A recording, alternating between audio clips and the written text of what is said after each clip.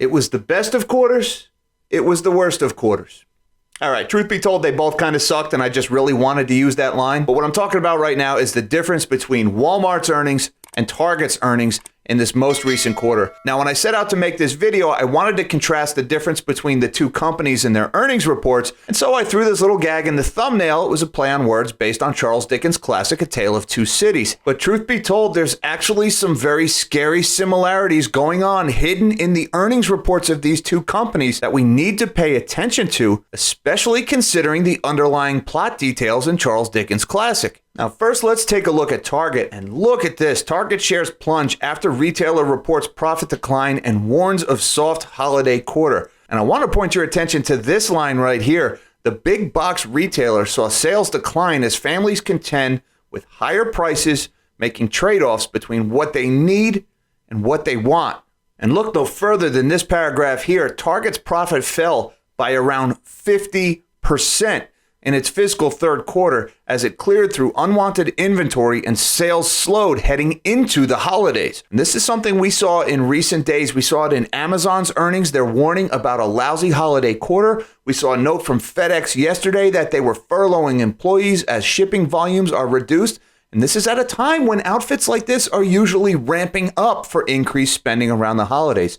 This is a big warning about the health of the American consumer. Now let's contrast that with what we saw here from Walmart. Walmart raises outlook as groceries boost sales and inventory glut recedes. Walmart's grocery business buoyed its third quarter earnings and revenue, which surpassed Wall Street's expectations. And Walmart stock had a pretty good day yesterday, boosted by that increase in sales. But it's this paragraph here that I really want to draw your attention to, folks. Shoppers are watching how they spend. They're buying less expensive proteins such as hot dogs, beans, and peanut butter instead of pricier meats. They're waiting for sales events to buy items like TVs and air fryers and are spending less in apparel and home categories. So again, we see that theme. People are spending less on wants because they have nothing left after they buy their needs. So what's the difference? Why did Walmart stock rally yesterday? And why is Target stock getting absolutely clobbered today? And the difference, folks, is food.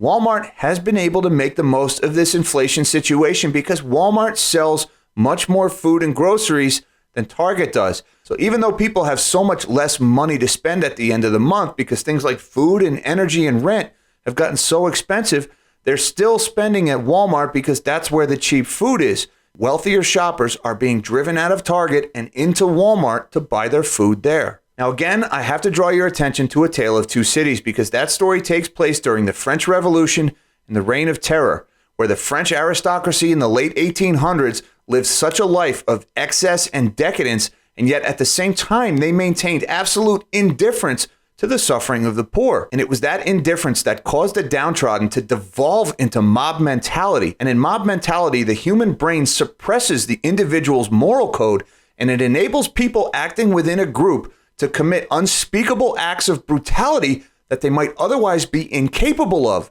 And that resulted in the French aristocracy being rounded up and guillotined to the sound of applause and cheers from the crowd. And I hear you saying to yourself right now, luckily that can't happen here, or that won't happen, or we've come so far since then. Or have we?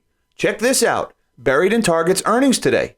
Organized retail crime has driven $400 million in extra profit loss this year. Folks, there's 1,938 Target stores in the United States, and they saw $400 million worth of theft this year. That means the average Target store has seen over $200,000 worth of theft this year across the country. This is quadruple the rate of theft we've seen in previous years. Americans have started stealing more. And this is not an isolated case of a couple of people in a couple of places. This is nationwide. And you have to remember, scenes like this led to scenes like this. And that's something to keep in mind because there are over 500,000 people in America living like this. That's something these guys might want to keep in mind.